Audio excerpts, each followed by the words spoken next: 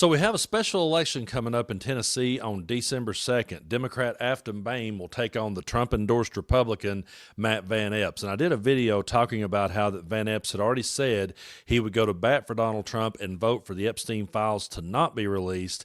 And if you go check out Matt Van Epps, he pretty much is walking right in line with Donald Trump, taking the marching orders and saying everything that Trump wants him to say. So this is a very important election. We really need to pull off this win in Tennessee.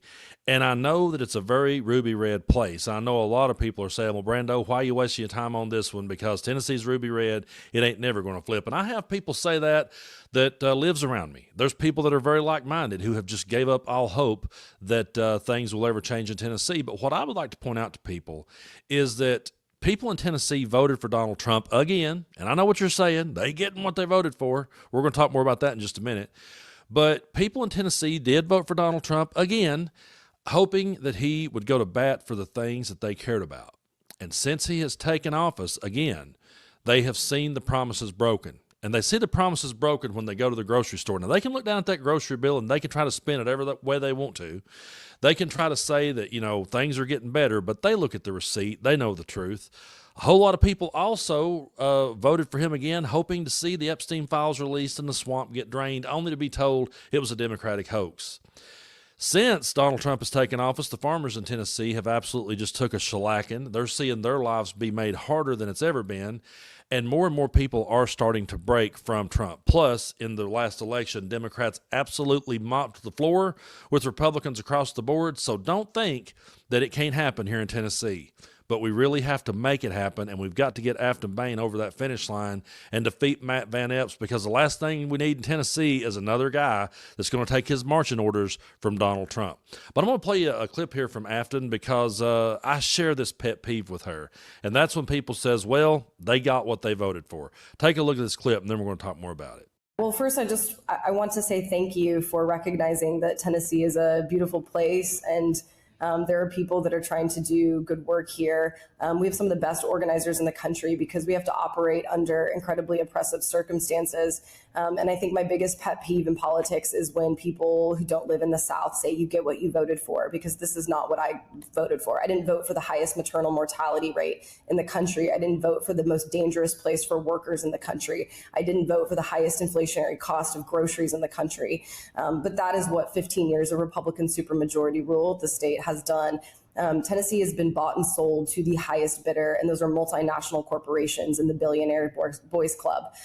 There are no checks and balances, and what we are seeing right now is a rupture in their paradigm, because they have ruled, as you said, with an iron fist, and have squelched dissent and dissonance. And I think they're seeing now we're seeing the kind of rumblings, the simmering of perhaps a different paradigm. One of which is economic populism, and ensuring that the real villains are painted as the billionaire boys club and these greedy corporations that are pitting us against each other as we fight and not delivering for the Tennessee people. I agree with every word of that, because it's a pet peeve of mine too. And listen, I understand why people say it. I especially understand why people who aren't from Tennessee says it. It's real easy to look over and say, well, that's what y'all voted for. You get what you deserve. But there's a whole lot of good people in Tennessee that did not vote for this. Number one, they never voted for Trump. I know so many like-minded people who for years have been fighting the good fight and trying to stand up for what was right. And then you had a lot of people that voted thinking things would be better. You also had a lot of people that voted just because Papa votes for Republicans. And I know that people outside this part of the world may not understand that, but in the South, following in the footsteps of your grandfather for whatever reason is something that a whole lot of people do, and they will vote along those lines just because Papa did it. Now, both my Papas were Republicans, and I have never thought that way ever, because I had a Republican grandpa who told me to vote for the best person who I thought would be best for the job, and to not make it about political parties. He said that to me when I was a kid, and I held it with me. And that's why when I voted Democrat in every election, I've had cousins say, how could you do that? Papa didn't do it. Well, Papa told me it was okay, all right? He told me that I can go out there and I can have a mind of my own and I can think for myself.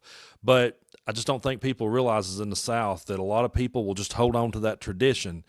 And so they held on to that tradition, even if they didn't like Donald Trump all the way. Even if they weren't completely behind Donald Trump, they've been fed this line of bullshit, which is, well, at least you ain't a Democrat. And I know it's bullshit. I totally get it.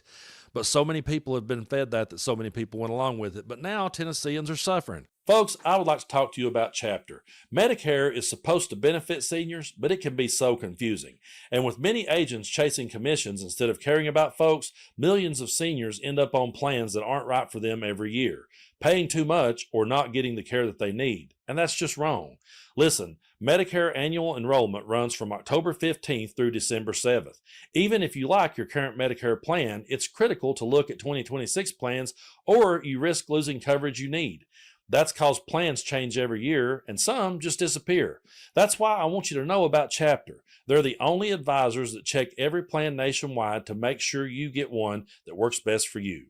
Their help is free and they can review your options in under 20 minutes. If you're on the right plan, they'll tell you. If not, they'll help you switch. By doing this, they've saved people an average of $1,100 a year. So call Chapter today. Get it done fast and rest easy. You can reach them at 314-732-0423. Now Tennesseans are waking up and looking around and going, wait a minute, we are dead last and everything. Wait a minute, we are struggling to put food on our table. Wait a minute, things haven't gotten easier. And wait a minute, all these culture wars we've been fighting for Donald Trump have got us nowhere. And I know I talk a lot about the culture wars on my channel, and the reason why I do it is because I'm trying to drive home to the people in Tennessee that these things don't matter. Kid Rock blowing up his Bud Light does not matter, does not affect how you live your life in this world, okay? If you want to get mad at Starbucks or Target, just don't shop there again. You weren't shopping there to start with, so just stop. But look around and see what's going on. And in Tennessee, minimum wage is still $7.25, and there are still people dumb enough to go to bat and say that it should stay right there. There's still people dumb enough to say, yeah, that's a fair wage in 2025. And there's absolutely no one who could make it on that amount of money. It can't happen. It's not possible. And as our kids grow up and they go out into the world, they go out with all the hope in the world of making it, just like we all did. We all grew up, we all headed out into the world, and we said, you know what, we're going to make something of ourselves. We're like Travis Tritt, we're going to be somebody someday. And then you get out there in the world, and you have your kids come back to you, and they go, Dad, I can't make it. And I'm saying to them, yeah, because the math ain't there. There's no way that you can feed a family based on this income. So to give you all an idea of what I'm saying, yeah, minimum wage in Tennessee is $7.25. But in my part of the world where I'm at, where I live in Tennessee, I'm in California at the moment, but where I live in Tennessee, a good paying job, you might look up and find one between like 14 and 17 bucks an hour, and that would be like, whoa, you did really good. You landed a good one. That's how hard it is for people where I'm from. I don't think people fully understand that. So, yeah, we have had people over the years vote against their own interests for stupid reasons.